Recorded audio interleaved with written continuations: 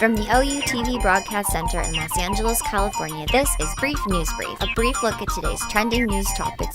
Proudly combating the thought police since 2016, here's your host, James Heaney. I'm James Heaney, and this is your Brief News Briefing. And if you haven't gotten a chance yet, go to briefnewsbrief.com. This video is there, all videos. They just go straight there, so you could, instead of go to YouTube, go to there. It's super exciting. I've made it look as classy as I can. And right above the video is the podcast link, if you're interested in hearing what it sounds like with your eyes closed.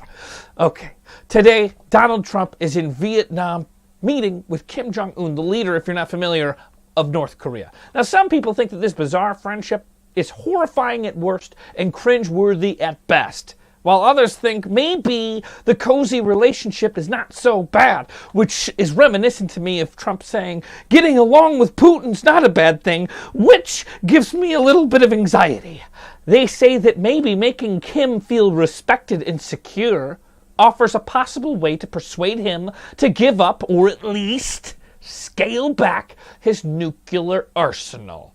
Now, Trump's goals for this second summit with Kim are unclear, but my guess would be, at the very least, one of those goals should be getting rid of nukes. Now, he said that he was in no rush to find a deal that would dismantle Kim's nuclear program. Okay, then what are we doing? He also described North Korea as an economic powerhouse in waiting. What does denuclearization mean anyway? Well, most would say to have no more nuclear weapons. There are some that say that it's just simply the suspension of nuclear and missile tests, which would be sufficient for them. Many people see this summit as dangerous signs of a president without much of a grasp of foreign policy, who could be played by North Koreans. But maybe he just wants to build some beautiful condos and luxury hotels in the Korean peninsula. Could you blame him? So some say that Trump's approach is the best game in town at the moment, which is hard to argue because it's the only game I've heard of being played in town at the moment. So I guess the American people can just cross their fingers and be glad that there's not a North Korean nuclear weapon floating above them in their house at this very moment, waiting to drop and explode us into oblivion. North Korea and South Korea have been rapidly establishing a better relationship, which is good. But whether or not the 2017 summit deserved a commemorative coin is still unclear. I'm not sure if we can thank them for all of this, but that coin was ridiculous. It did ease some tensions, though, and suspend a lot of missile tests that had been becoming more and more frequent. So maybe Trump's schmoozing game is creating some space and some time to pursue diplomatic solutions. Now, most experts agree that the biggest risk with the summit is that Trump's rush to make a deal. Now, Trump tweeted Monday before leaving for Hanoi, "So funny to watch people who have failed for years. They got nothing telling me how to negotiate with North Korea. But thanks anyway." There is no talk of war, so that's great. Yet so far, it's made no big difference on nuclear weapons development. But I do have to say, best of luck, Mr. Trump, with your ambitions over this endeavor. I don't want you to fail. I don't have the most confidence, though. I'll just keep my mouth shut. I'll keep my mouth shut.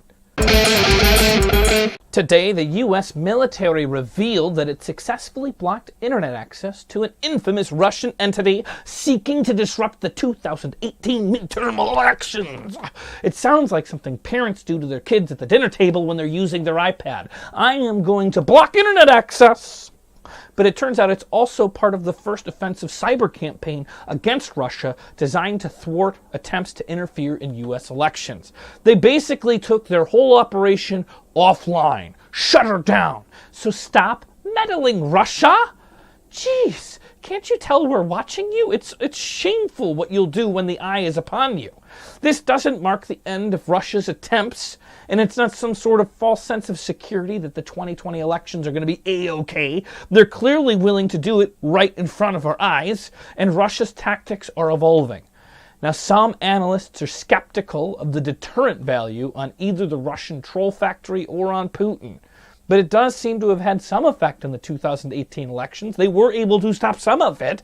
And officials also, many of them argue that the grand strategic deterrence isn't actually always the end goal. Sometimes you just want to frustrate these trolls. Let them know that you're on to them and that you're combating their efforts. Don't let them have a free ride.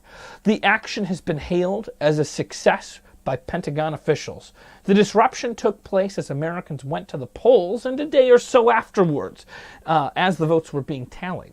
The Russian operatives were posing as Americans and operating on social media pages and groups.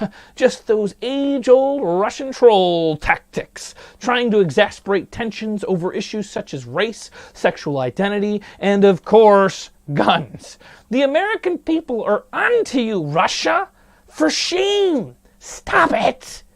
Now, the agency, according to federal prosecutors, is financed by Yevgeny Prigozhin. Now, I can't say that name very well. It sounds more like somebody's reversing a record. But he's a tycoon from St. Petersburg and should come as no surprise here, a very close ally of Putin. Really?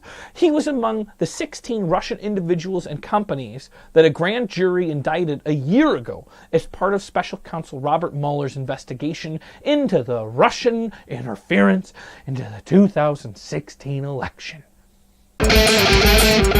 Michael Cohen, President Trump's former personal lawyer and fixer, is scheduled to testify before 3 congressional committees this week.